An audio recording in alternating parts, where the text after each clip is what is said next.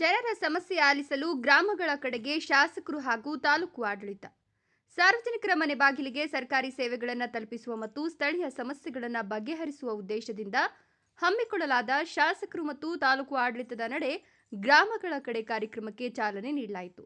ಕೋಲಾರ ಜಿಲ್ಲೆಯ ಶ್ರೀನಿವಾಸಪುರ ತಾಲೂಕಿನ ಮುದಿಮಡಗು, ರಾಯಲ್ಪಾಡು, ಯರಂವಾರಪಲ್ಲಿ ಹಾಗೂ ಅಡ್ಡಗಲ್ ಗ್ರಾಮ ಪಂಚಾಯಿತಿ ವ್ಯಾಪ್ತಿಗಳಲ್ಲಿ ಈ ವಿಶೇಷ ಅಭಿಯಾನವನ್ನು ಆಯೋಜಿಸಲಾಗಿತ್ತು. ಕಾರ್ಯಕ್ರಮವನ್ನು ಶಾಸಕರಾದ ಜಿಕೆ ವೆಂಕಟಶಿವರೆಡ್ಡಿ ಅವರು ದೀಪ ಬೆಳಗುವ ಮೂಲಕ ಉದ್ಘಾಟಿಸಿದರು.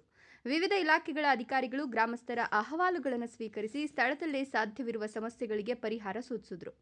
ನಿವೇಶನ ರಹಿತರಿಗೆ ನಿವೇಶನ ಮಂಜೂರು ಮಾಡಲು ಸರ್ಕಾರಿ ಜಾಗ ಗುರುತಿಸಬೇಕು, ಪಡಿತರ ಚೀಟಿ, ಪಿಂಚಣಿ, ಕಂದಾಯ ಇಲಾಖೆಗಳು ಹಾಗೂ ಕೃಷಿ ಇಲಾಖೆಯ ಸವಲತ್ತುಗಳ ಕುರಿತು ಸಾರ್ವಜನಿಕರಿಗೆ ಮಾಹಿತಿ ನೀಡಲಾಯಿತು.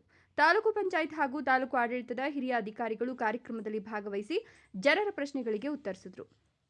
ಇನ್ನು ಸರ್ಕಾರದ ಯೋಜನೆಗಳು ಕೇವಲ ಕಚೇರಿಗಳಿಗೆ ಸೀಮಿತವಾಗಬಾರದು, ಪ್ರತಿಯೊಬ್ಬ ಅರ್ಹ ಫಲಾನುಭವಿಗೆ ಸೌಲಭ್ಯಗಳು ತಲುಪಬೇಕು ಎಂಬುದು ನಮ್ಮ ಗುರಿ. ಗ್ರಾಮಸ್ಥರ ಕುಂದುಕೊರತೆಗಳನ್ನು ಆಲಿಸಿ ಶೀಘ್ರವಾಗಿ ಬಗೆಹರಿಸಲು ಈ ಅಭಿಯಾನ ಪೂರಕವಾಗಿದೆ ಎಂದರು. ಈ ಕಾರ್ಯಕ್ರಮದಲ್ಲಿ ತಾಲೂಕು ಮಟ್ಟದ ವಿವಿಧ ಇಲಾಖೆಗಳ ಅಧಿಕಾರಿಗಳು, ಗ್ರಾಮ ಪಂಚಾಯಿತಿ ಅಧ್ಯಕ್ಷರು, ಸದಸ್ಯರು ಹಾಗೂ ನೂರಾರು ಸಂಖ್ಯೆಯಲ್ಲಿ ಗ್ರಾಮಸ್ಥರು ಭಾಗವಹಿಸಿದ್ರು. ಗ್ರಾಮ ಪಂಚಾಯಿತಿ ಬಹಳ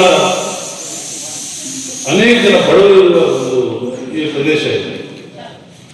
ರೋಡ್ಗಳೆಲ್ಲ ಊರುಗಳಿಗೆ ಇವತ್ತು ನಾನು ಮುತುವರ್ಜಿ ತಗೊಂಡು ಪ್ರತಿಯೊಂದು ಗ್ರಾಮಕ್ಕೂ ಕೂಡ ಸಂಪರ್ಕ ಕಲಿಸೋದಕ್ಕೆ ಇವತ್ತು ಇದು ಯಾವುದು ರೋಡನ್ನ, ಸಿಮೆಂಟ್ ರೋಡನ್ನ, ಕಾಂಕ್ರೀಟ್ ರೋಡನ್ನ ಹಾಕ್ತಾ ಇದ್ದೇನೆ. ಮತ್ತು ಅಲ್ಲಿ ನಮ್ಮ ಮುರುಗೇನಪಲ್ಲಿ ಹೋಗ್ಬೋದು, ಅಲ್ಲಿ ಆಂಧ್ರ ಕೂಡ ಲಿಂಕ್ ಕಳಿಸೋದಕ್ಕೆ ಈಗಾಗಲೇ ನಾವು ದುಡ್ಡು ಕೂಡ ಅಲಾಟ್ಮೆಂಟ್ ಮಾಡಿದ್ದೇವೆ, ಪ್ರಾವಿಷನ್ ಕೂಡ ಮಾಡಿಕೊಂಡಿದ್ದೇವೆ. ಹೀಗೆ ನಿಮ್ಮ ಇವತ್ತು ಆ ಪಕ್ಕದ ಆ ಗ್ರಾಮ ದೊಮ್ಮಪಲ್ಲಿ ಆ ಕಡೆ ಅದನ್ನು ಕೂಡ ಆ ರೋಡ್ ಕೂಡ ಟಾರ್ ಹಾಕೋದಕ್ಕೆ ವ್ಯವಸ್ಥೆ ಮಾಡಿದೆ. 100% ಕೂಡ ನಿಮ್ಮ ಇಲ್ಲಿ ಈ ಚಿಂಪಾಪಲ್ಲಿಯಿಂದ ರಘುನಾಥಪುರ ಅಲ್ಲಿ ಹೋಗೋದಕ್ಕೂ ಕೂಡ ನಾನು ಈಗಾಗಲೇ ಟಾರ್ ರೋಡ್, ಕಾಂಕ್ರೀಟ್ ರೋಡನ್ನ ವ್ಯವಸ್ಥೆ ಮಾಡಿದೆ. ಹೀಗೆ ಪ್ರತಿಯೊಂದು ಗ್ರಾಮಕ್ಕೂ ಕೂಡ ಇವತ್ತು ಅನೇಕ ವರ್ಷಗಳಿಂದ ನಿಮಗೆ ಸ್ವತಂತ್ರ ಪೂರ್ವದಿಂದ ಕೂಡ ಇವತ್ತು ಈಗ ಈ ಗ್ರಾಮಗಳಿಗೆ ರೋಡ್ ಸಂಪರ್ಕ ಆಗಿಲ್ಲ ಅಂತ ಒಂದು ಯಾಕೋ ನಾನು ಈ ಕಾಲು ಆಪರೇಷನ್ ಮಾಡಿಸ್ಕೊಂಡಿದ್ದೆ ಡ್ರಗ್ಸ್. ಆ ಸಂದರ್ಭದಲ್ಲಿ ನಾನು ಸುಮ್ಮನೆ ಇದ್ದೆ. ಪ್ರತಿಯೊಂದು ನಾನು ಯೋಚನೆ ಮಾಡಿದೆ, ಏನು ಯಾವ ರೀತಿ ಇದಕ್ಕೆ ಕಾಯ್ಕಲ್ಪ ಕೊಡಬೇಕು ಅಂತ ಒಂದು ಯೋಚನೆ ಮಾಡಿದೆ. ಸೊ ಆವಾಗ ಯೋಚನೆ ಮಾಡಿ ಪ್ರತಿಯೊಂದು ಗ್ರಾಮಕ್ಕೂ ಕೂಡ ಇವತ್ತು ವ್ಯವಸ್ಥೆ ಮಾಡೋದಕ್ಕೆ ನಾನು ಮಾಡ್ತಾ ಇದ್ದೇನೆ. ನೀವು ಏನ್ ಕೆಲಸ ಹೇಳಿದ್ರೆ ಅವೆಲ್ಲ ಕೂಡ ನಾವು ಮಾಡೋದಕ್ಕೆ ತಯಾರಿದ್ದೇವೆ. ಒಟ್ಟಿನಲ್ಲಿ ಬಡವರಿಗೆ ಅನುಕೂಲ ಆಗಬೇಕು. ಇವತ್ತು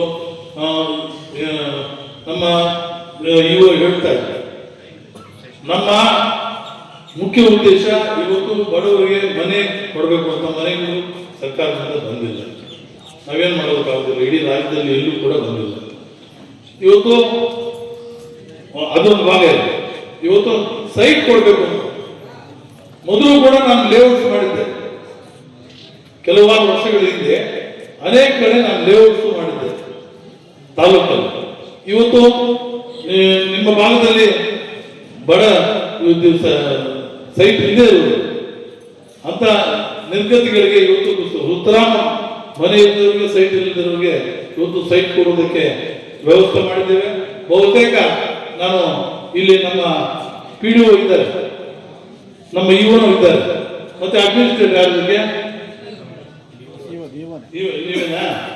ನೀವು ಒಂದು ತಿಂಗಳೊಳಗೆ ಇದು ಅತ್ಯಂತ ಬಡವಿರುವ ಪ್ರದೇಶ. ಸೊ ಆದ್ದರಿಂದ ಒಂದು ತಿಂಗಳೊಳಗೆ ಇದನ್ನು ಗುರುತಿಸಬೇಕು.